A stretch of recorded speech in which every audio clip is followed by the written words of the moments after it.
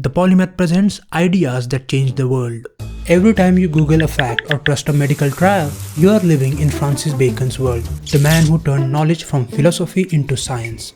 He is the reason why science made it this far. He believed truth wasn't hidden in old books, but waiting to be discovered in the real world.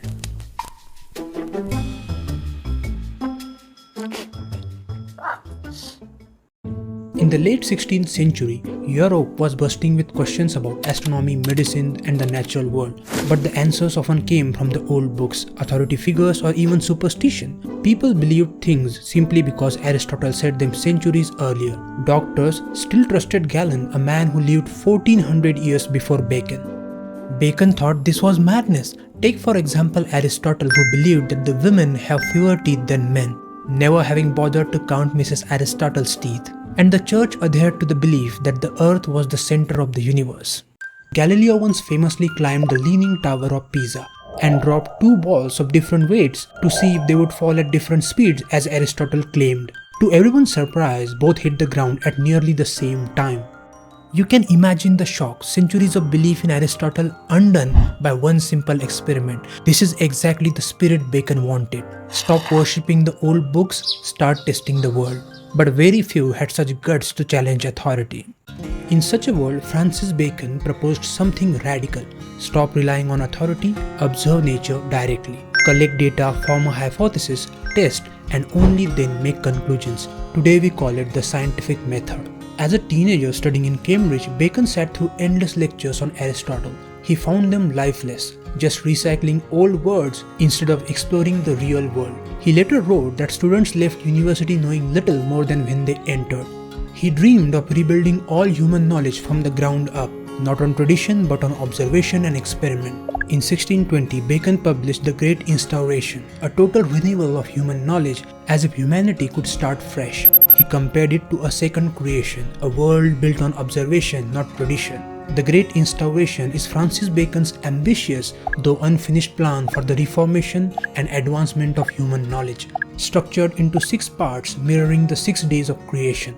In its second part, Novum Organum, meaning the new instrument, Bacon warned against idols of the mind, the biases and illusions that twist human thinking. He wrote, "Truth is the daughter of time, not of authority. The human understanding, when it has once adopted an opinion, draws all things else to support it." In his unfinished tale, The New Atlantis, Bacon imagined a utopia ruled by scientists, a world where experiments guided society. Bacon imagined houses of experiment. He wrote, "We have houses of experiment where we try all manner of experiments of what is brought by heat, by cold, by moisture, by light, by sound, and by other means." It reads like a blueprint for the research institutes we rely on today. He even described machines to transmit sound over distance and lenses that could project images. We have also means to convey sounds in trunks and pipes in strange lines and distances.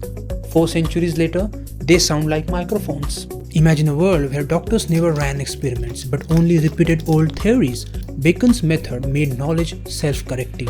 He gave us a framework to keep testing, to keep questioning, to never stop refining knowledge. He insisted knowledge must be built on evidence, not belief. Even in death, Bacon stayed true to his method. On one snowy day, he wondered if cold could preserve meat. To test it, he stuffed a chicken with snow. He caught pneumonia during the experiment and never recovered. In a way, his curiosity literally killed him, but it also defined him. From physics to psychology, from biology to modern-day computers, artificial intelligence and blockchain, Bacon's method is still our method. Every science lab, every clinical trial, even machine learning today runs on his framework of evidence over belief. Francis Bacon did not just change how we learn, he made learning endless, but his method explained nature, not human nature. For that, another Englishman had much darker answers. Next up, Thomas Hobbes. In William Golding's novel The Lord of Flies, a group of boys stranded on an island try to govern themselves, but without rules, it quickly descends into violence. English thinker Thomas Hobbes might have nodded at Lord of the Flies. Strip away authority and fear takes over. Without rules, even children turn to conflict. Hobbes believed that humans left alone would create chaos. He wrote that life without government was solitary, poor, nasty, brutish, and short. His solution, a Leviathan. Leviathan meaning A very large aquatic creature, especially a whale. Oh, also a thing that is very large or powerful, especially an organization or a vehicle. In Hobbes' work, it refers to a large, all-powerful political state or society necessary to maintain order and prevent civil war, an all-powerful authority to keep us from destroying each other.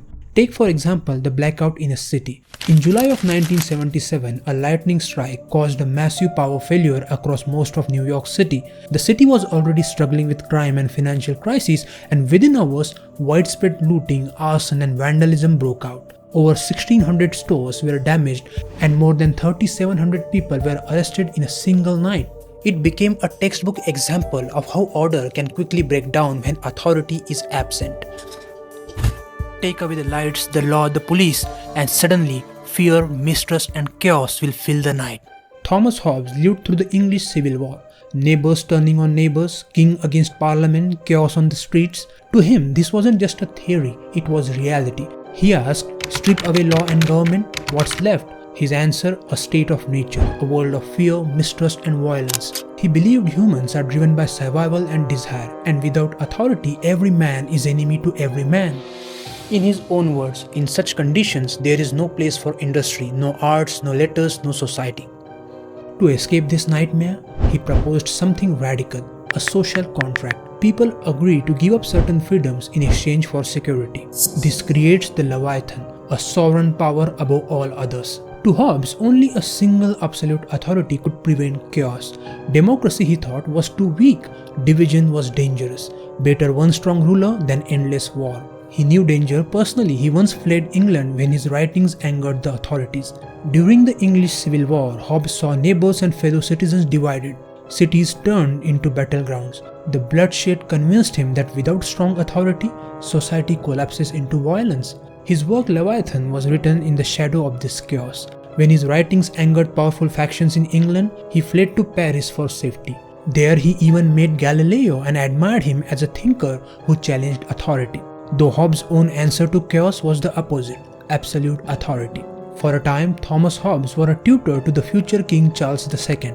This gave him a ringside seat to monarchy and power politics. It also explains why he leaned towards strong royal authority. His philosophy was based on his experience with fear, yes, but it was also shaped in the company of kings. He wrote, "Covenants without the sword are but words and of no strength to secure man at all."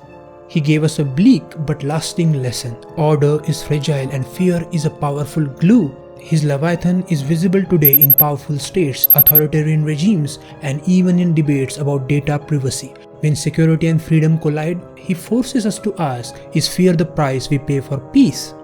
Hobbes built society on fear. But another Englishman believed that humans could be trusted with life, liberty, and property. Next up, John Locke. Imagine waking up to find the internet gone. No freedom to post, no freedom to question, no freedom to choose. A world where one authority controls not just your land, but also your mind. Every message you send is read, every moment tracked, every word censored. You have no vote, no privacy, no power. A world where one entity controls everything. You cannot dream freely because everything belongs to the supreme authority. Hey ChatGPT, is the intro I wrote dystopian enough to scare the hell out of people? Every time you demand your rights, cast a vote, or even post your opinion online, you are echoing John Locke, the man who turned subjects into citizens and gave the world three simple words: life, liberty, property. Thomas Hobbes believed fear kept society together. Locke disagreed. He believed that in the state of nature, not all people are monsters. Some are rational and cooperative. And that's why every person is born with natural rights that no king, no priest, no army can ever take away. John believed that people were reasonable. He clearly never read YouTube comments on my channel, people making fun of my Indian accent. He lived through the English Civil War, the execution of a king, and the rise and fall of regimes. He saw with his own eyes how absolute power crushed freedom. But instead of choosing fear like Thomas Hobbes, Locke chose trust. Trust in human reason and in the possibility of just government. He argued that governments are not divine powers. Just like a Wi-Fi network only lets you in with permission, Locke believed governments only have power when people grant consent. No password, no connection, no consent, no authority. And if rulers or the state betray that trust, people have the right, even the duty, to resist and overthrow them. Locke lived through it. When King James II overreached, Parliament pressed reset, replacing him with William and Mary. John Locke argued citizens always have that right to restart the government when it breaks the contract. He wrote, "The end of law is not to abolish or restrain, but to preserve and enlarge freedom." These were not empty words. Locke's ideas crossed oceans and sparked revolutions. In America, Thomas Jefferson rewrote Locke's life, liberty, property into life, liberty, and the pursuit of happiness. In France, revolutionaries raised John Locke's principles as banners against the monarchy.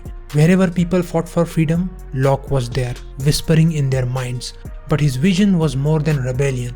He was in favor of religious tolerance at a time when wars of faith tore Europe apart. He believed diversity of belief wasn't a threat, but a foundation for peace. His letter concerning toleration became one of the earliest defenses of pluralism. And he understood knowledge too. His essay concerning human understanding proposed that the mind is a blank slate at birth, a tabula rasa.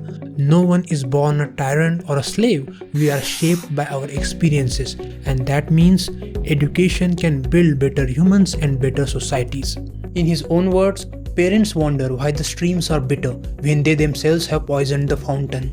In his personal life, Locke embodied resilience. He suffered from asthma all his life, often fleeing cities to find clean air. Before becoming famous as a philosopher, he trained as a physician. Unlike most doctors of his time, who relied on bleeding and bizarre remedies, Locke suggested fresh air, light meals, and clean water. Shockingly modern advice for the 1600s. In 1683, Locke had to flee England in disguise after being unfairly linked to a failed plot against the king. He spent nearly 5 years in the Netherlands, where he wrote much of his true treatise on government. Imagine, the man shaping the idea of democracy was doing it as a political refugee, with his manuscripts hidden away, knowing discovery could mean execution. Yet he kept writing, kept sharing ideas that outlived him. When he died in 1704, he left behind not just books, but a blueprint for democracy. Every constitution that protects your rights, every protest that demands liberty, and every vote that counts carries John Locke's signature. He turned kings into the servants of people and people into the guardians of freedom. But freedom itself has a weakness if all power gathers in one place, even an elected place. It can crush liberty as surely as a king. For the next chapter, we turn to France, where Montesquieu warned us. Freedom survives only when power is divided. At the end, I just want 20 seconds of your time. Everything you see on this channel is part of a long-term mission I call Project Polymath. The aim is simple: to collect and explain humanity's most powerful ideas without reducing them to noise or clickbait. If this mission resonates with you, you can join as an observer, architect, or guardian. More details in the description. This is Pratik Wankhade from a small Indian village, proving that curiosity is bigger than resources. Until next time, stay curious.